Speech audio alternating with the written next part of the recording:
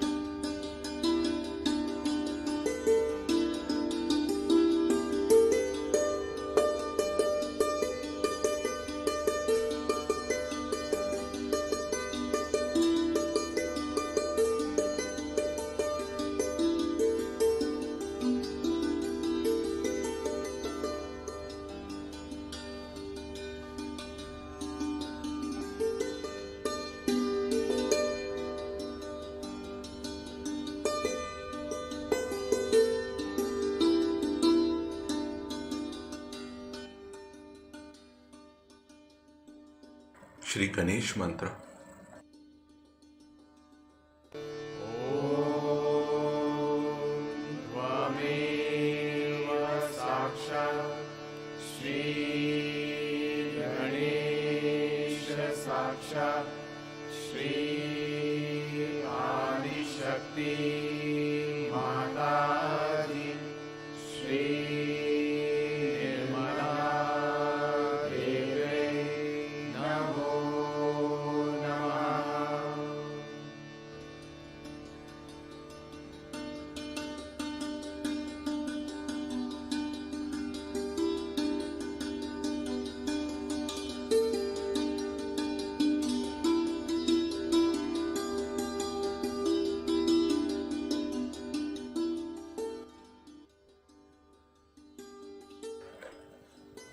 Let us listen to Shri Mataji's speech.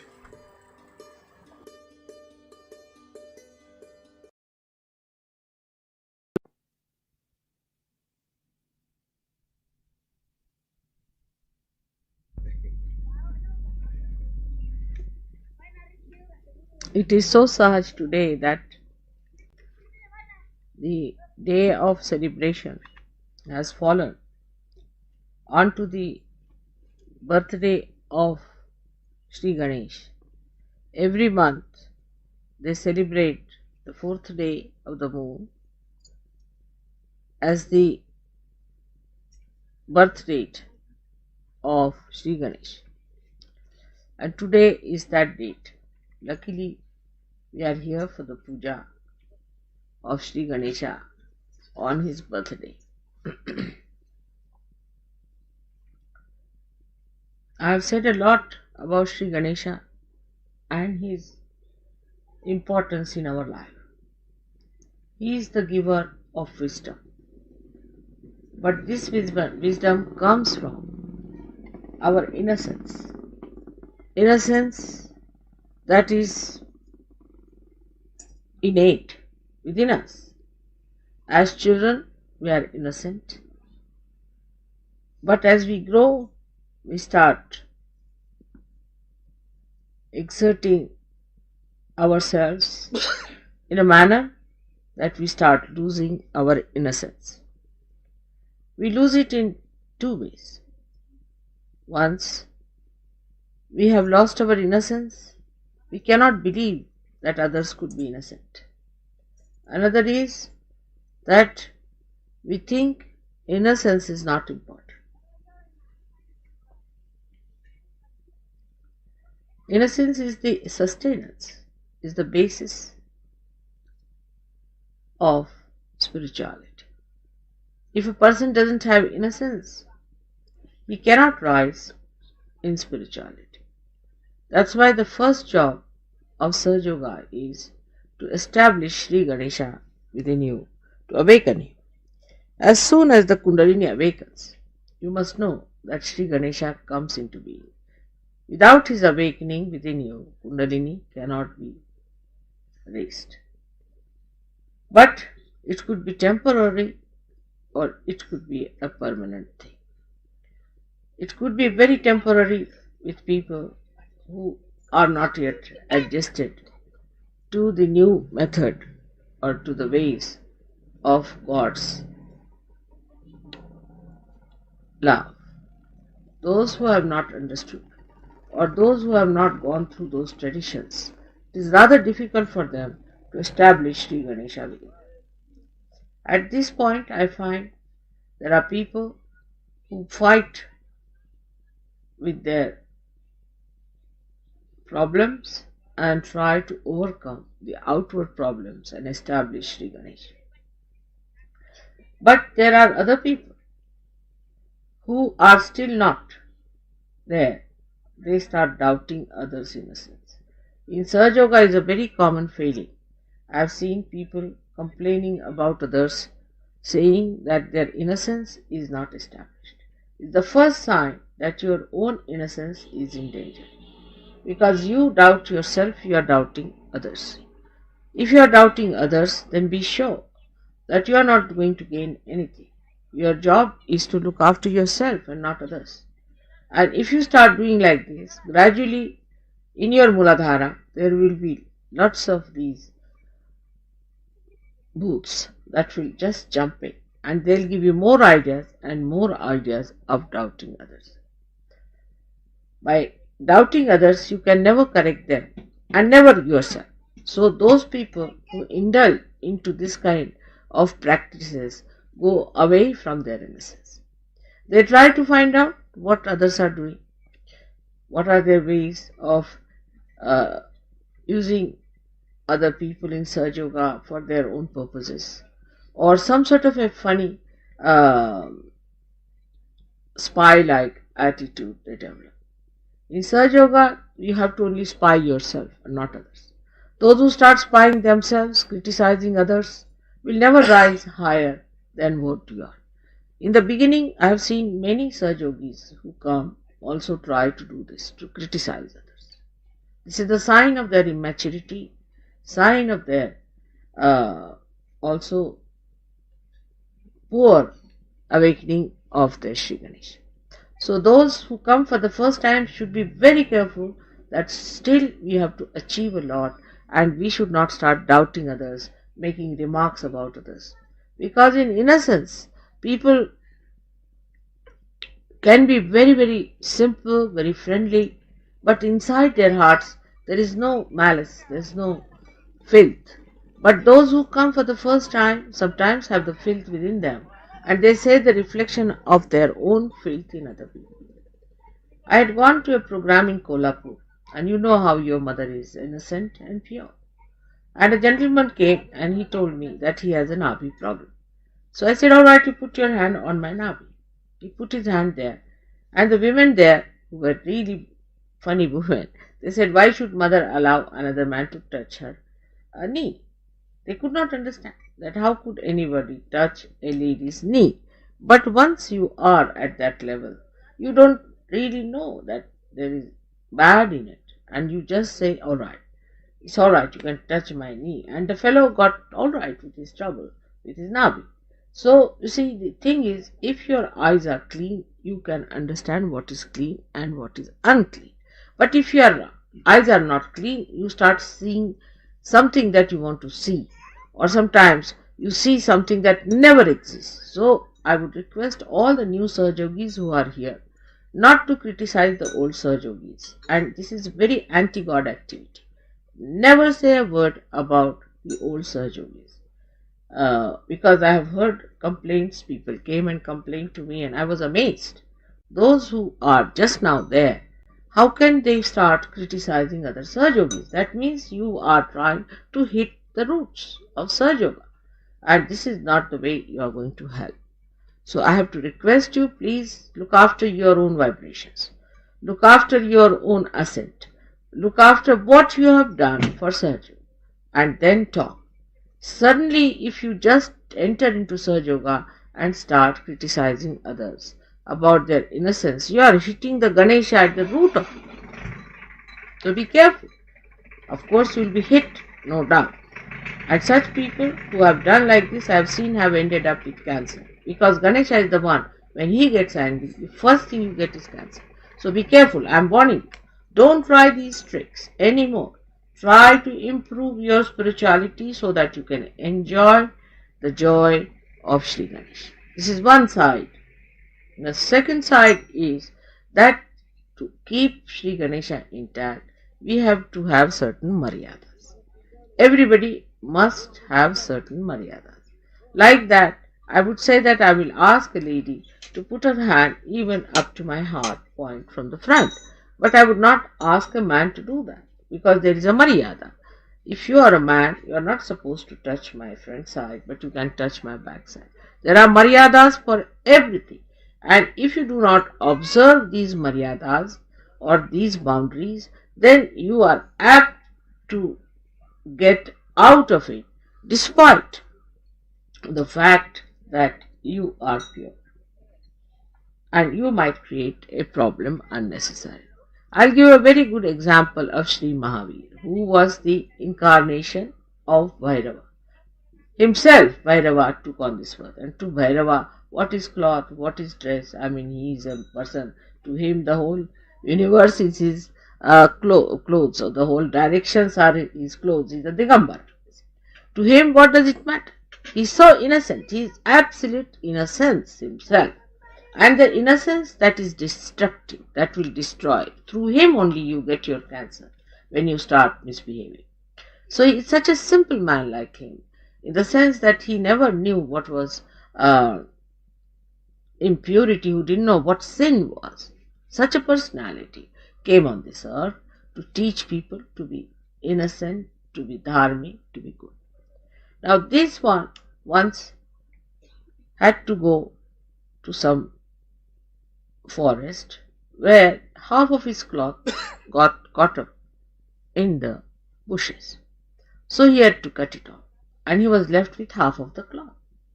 And when he came out on the village outskirts, he met a person who was actually Sri Krishna, who tried to take his pariksha, just came there and he said that why should you have any cloth? There is no need, but I am a human being, I have no clothes on my body. So you are a god, you are incarnation, so why don't you give your cloth to me? He said, all right, then. He gave away the part that was there. And that's how for a very short time he was without clothes, very short time. But that people have exploited and are making him nude and making all his private parts in such details, all nonsense there. Now many people ask me, how is it that Jains indulge into this nudity and all that? It is all absurd. It's nothing anywhere near Mahavira. Nobody is a Mahavira to become even nude, even for a short time. So why should they do it? Because everybody tries to find out something that is a loophole just to cover up their own weaknesses. And all such weaknesses tell upon the progeny. Now that has gone so far that they cannot understand that Sri Mahavir, he was a Digambara, he was a person who did not need any clothes. Still, just to keep the Samayachar, he did wear his cloth throughout and later on also. But for a short time, he gave away his clothes. That doesn't mean that in the public he became nude, suddenly took out his clothes and all that. It doesn't mean that. He respected the public at that time. Not only, but he respected his parents to begin with. Before he took to real sannyasa, he respected his parents, and he said that now the time has come for me to give up this worldly life where I have been indulging into worldly affairs, and I have to take to sannyasa. Sannyasa doesn't mean that he was not a sannyasi, he was, but means that the worldly life of his parents and other people he had to give. Because if you have to indulge sometimes into this life, like in the Hindu tradition, after certain age, say 75, they say, you have to take a sannyas. In the sense that your family, your children are settled down now, there's no problem, so you have to take a sannyas. But for that, the wisdom has to be gathered in young age. Otherwise, in old age, still there is no wisdom, and you are behaving like a young man of 16 years. It's better you don't take sannyas. So the whole understanding about life in India has to be very subtle, and to understand these great people, you have to be a little bit greater than what you are. If you are just mud, how can you see the gold? You cannot. So you have to remove this mud from your eyes. This is a very common feature in the West, that either they are suspicious or they are in it. There's nothing in between. Either the people who are suspicious of others, or there are people who are indulging it. So having a middle way. First thing I have to request, because you are the first Sahajogis now who have come for the first time to India, that this soil of our country is full of rhythm of Sri Ganesh. We are sitting on it.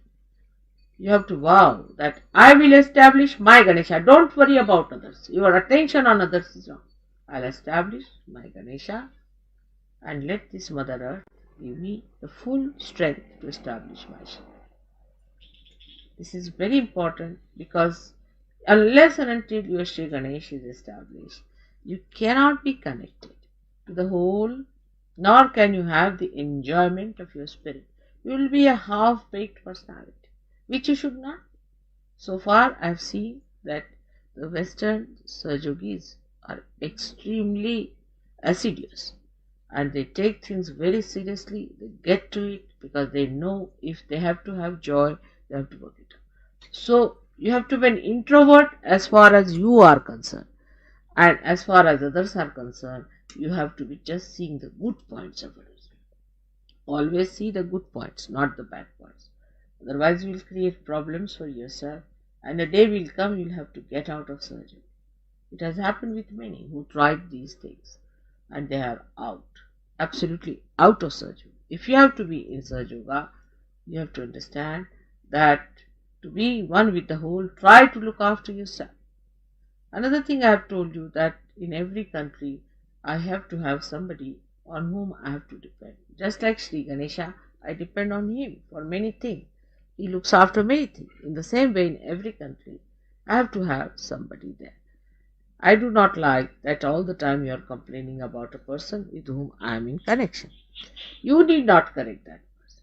I have told you 100 times, don't correct that person. I know, because I am in contact, I know what that person is. You don't know anything. I know everything about that person, and I can correct that person. But I was surprised in London also, some people came and said something funny about others. I was surprised that they think I don't know. I know each and everything. You leave it to me. It is not your job to do such things, and this is very mediocre approach to surgery. Extremely mediocre. And if you are going to be mediocre, I cannot help it, but a day will come you might have to get out of surgery. This is the first warning I want to give you, because now we are going into the interior of Maharashtra. You will see women and men never sit together in Maharashtra. They sit separately. They keep a distance with them. We must learn those things. In the West, we are very open people. It's alright, you could be open. There are methods and ways how we are open, how we keep distances. Like I'll be much more free with the son of Dr. Sangvi, but with him I'll keep a little distance. It's a style that a lady, her elders, she must keep a distance, and a man must keep a distance from younger generation. This is a system by which this country has worked out its innocence, and we all should try to follow this point. That keep a distance with the ladies who are younger to you, and keep a distance from the gentlemen who are older. There even a 80-year-old woman marries an 18-year-old girl, such a confused state of affairs where you cannot talk of this. But here, when we are trying to sort out our confusions, our mistakes, we should try to adhere to certain pattern which has helped you. Our social life is much better. And to understand why the social life is better is because of Sri Ganesha's importance. Where Sri Ganesha is not there, you will find even Saj Yoga does not work. See, in the north of India, there is no Sri Ganesh much. So the Muslims came in. If Sri Ganesha was there, they would have fought. They accepted Islamic culture. And when that culture came in from the Nawabs and all that licentious people, it all trickled down. But not to that extent. Still, I would say that there is a sense of chastity in people in India, and we all should have that sense of chastity. But the most thing is that in your heart, in your mind, don't allow funny ideas to come in. First of all, watch it in your mind. It will give you ideas like this man is not good, that man is not good. Just don't listen to these things. Just listen to yourself. That where am I? What am I doing? What have I done for Sergio? My vibrations, are they all right? Am I helping others? Where is my attention? The attention has to be, what am I doing with what Mother has given to me? So today is a very great day. We must all pray to Sri Ganesh that he should give his blessings, because he is the source of joy. He is the source of joy. He is Christ. He is in your heart, resides a spirit. So he is the one, the innocence you have to achieve. And that is the beginning of Sri Ganesha's being, which evolves at the head here, you see, on this glass as Om it becomes. So the same Sri Ganesha ultimately becomes Om within ourselves. So to have the purest form of enjoyment of your spirit, we must try to see that we establish our Sri Ganesha. And let everyone follow a proper pattern. You don't try to correct each other. That's a very wrong attitude in Sajo. And it's very detrimental to the growth of Sajo. Anybody who tries this is thrown out of Sajo Yoga in no time by some way or some other. And also I've seen people getting cancer. And they ask me, Mother, how is it we were doing Sajo Yoga and how did we get cancer? Because of this nonsense. Don't try to go against other Sajo. You must respect, they are all saints. And respect the older Sajogis because they have been there. You have to learn a lot. They have worked very hard to establish Sajo. So I have to make a very simple announcement today that on this day of Sri Ganesh, all my children who are born like Sri Ganesha in the same pattern should become dynamic like him, innocent like him, great like him, working 24 hours. This little child is working throughout the day and night to give you this source of joy. May God bless you.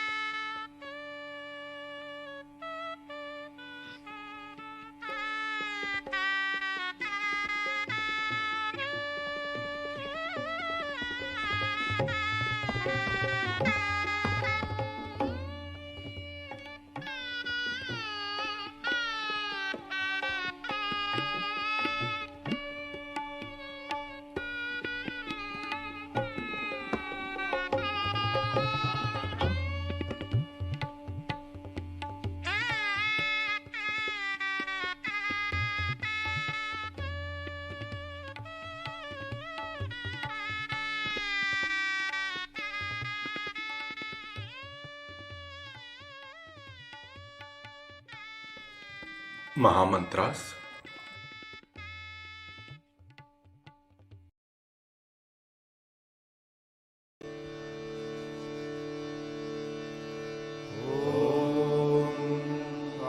त्वमेव साक्षात् Shri Mahalakshmi Mahasaraswati Mahakali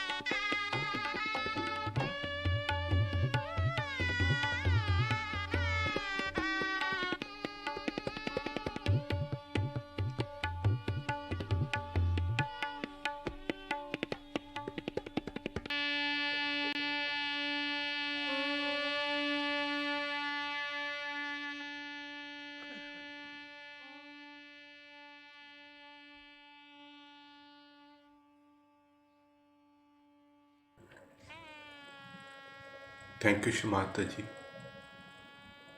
for this beautiful collective morning meditation.